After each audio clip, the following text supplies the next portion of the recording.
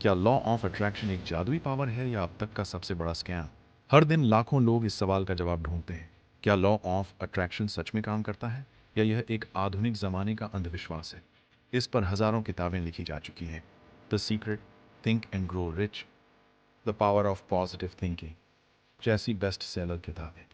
Celebrities, life coach और motivational speaker इसे promote करते हैं। और सच यह है कि आज यह लाखों डॉलर की इंडस्ट्री बन चुकी है। तो क्या ये सब लोग झूठ बोल रहे हैं या फिर वाकई में आप जैसा सोचते हो वैसा बन जाते हैं? इसका जवाब ना तो पूरी तरह हाँ है और ना ही पूरी तरह।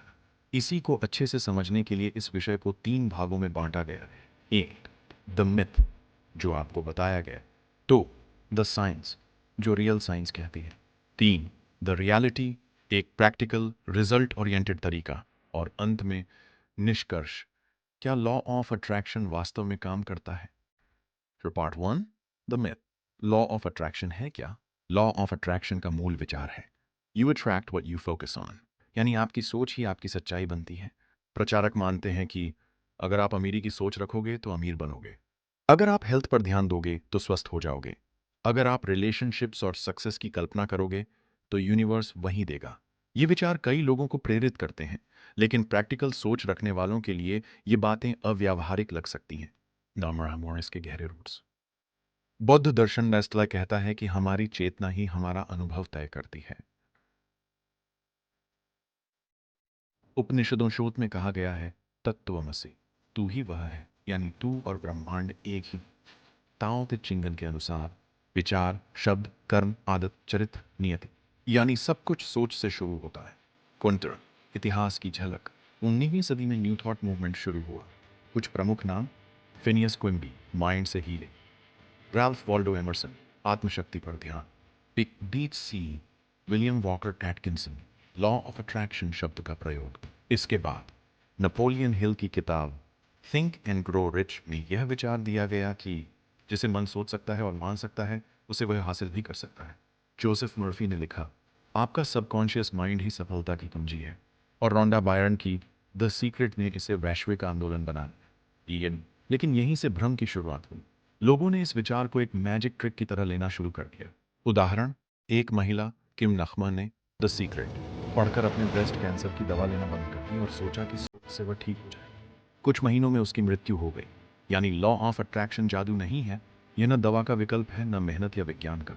Part 2, the science, law of attraction की असली ताकत। अब बात करते हैं साइंस की, और यहां सबसे महत्वपूर्ण शब्द आता है न्यूरोप्लास्टिसिटी, दिमाग की वह क्षमता जिससे वह खुद को रिवायर कर सकता है। रॉजर बैनिस्टर की कहानी। 1954 तक लोग मानते थे कि कोई इंसान एक मील की दौड़ को 4 मिनट से कम में नहीं दौड़ सकता, लेकिन रॉजर बैनिस्टर ने यह कर दिखाया, और कुछ ही हफ्तों में दर्जनों अन्य लोगों ने भी यह कर दिखाया। बनिस्टर ने कहा, मैंने ये रेस पहले अपने दिमाग में 1000 बार जीती थी। दोबारा यूनिवर्सिटी ऑफ शिकागो का अध्ययन। 3 ग्रुप्स को बास्केटबॉल फ्री थ्रो की प्रैक्टिस दी गई। एक, पहला ग्रुप हर दिन फिजिकल प्रैक्टिस। 2, दूसरा ग्रुप सिर्फ माइंड में कल्पना। 3, तीसरा ग्रुप कोई अभ्यास नहीं। नतीजे, पहला ग्रुप सबसे अधिक सुधरा, लेकिन दूसरा ग्रुप जिसने सिर्फ विजुअलाइज किया उसने भी 23% तक सुधार किया। क्यों? क्योंकि मस्तिष्क कल्पना और वास्तविकता में बहुत फर्क नहीं करता। डार्क युवन ट्रॉम निष्कर्ष, law of attraction shares visualisation plus brain rewiring. जब आप किसी लक्ष्य की बार बार कल्पना करते हैं, मस्तिष्क उसमें ध्यान केंद्रित करता है, नए न्यूरल कनेक्शन बनते हैं, शरीर और दिमाग साथ मिलकर काम करते हैं। ये कोई जादू नहीं बल्कि न्यूरोसाइंस है। Part 3, the reality, law of attraction को सही तरीके से कैसे इस्तेमाल करें। अब बात करते हैं उस 3 चरणीय प्रक्रिया की जिससे लॉ ऑफ अट्रैक्शन वास्तव में काम करता है। चरण 1, विश्वास पैदा करना। कोई भी लक्ष्य तय करने से पहले आपको यह यकीन होना चाहिए कि वह संभव है। कल्पना नहीं, लेकिन हाँ, एक महत्वाकांक्षी और व्यावहारिक लक्ष्य। तो माइंडसेट होना चाहिए, yes I can do this. दिमाग तभी सक्रिय होता है जब उसे लगे कि टास्क मुमकिन है। चरण 2, ब्रेन को बार बार फीड करना, माइंड को बार बार लक्ष्य की याद दिलाई। विजुलाइज कीजिए, प्रेरणादायक चीजें पढ़िए और सुनिए। यह दोहराव मस्तिष्क को उस दिशा में काम करने को प्रेरित करता है। प्रेरक उदाहरण, ब्रूस ली ने खुद को एक चिट्ठी लिखी, रणवीर सिंह ने SRK की मूवी में खुद की तस्वीर लगाई, जिम कैरी ने खुद को $10 मिलियन का चेक लिखकर मैनिफेस्ट किया। चरण 3, एक्शन लें, सोचना और कल्पना करना पहला स्टेप है, लेकिन असली परिवर्तन तभी आता है जब आप कदम उठाते हैं। जो भी माइंड में देखा उसे जमीन पर उतारना जरूरी है। यानी law of attraction plus action और चांस असली परिणाम। निष्कर्ष, क्या लॉ ऑफ अट्रैक्शन सच में काम करता है? हाँ, लेकिन सीमाओं के साथ। अगर आप लॉ ऑफ अट्रैक्शन को एक जादुई पावर मानते हैं तो आप भ्रम में हैं।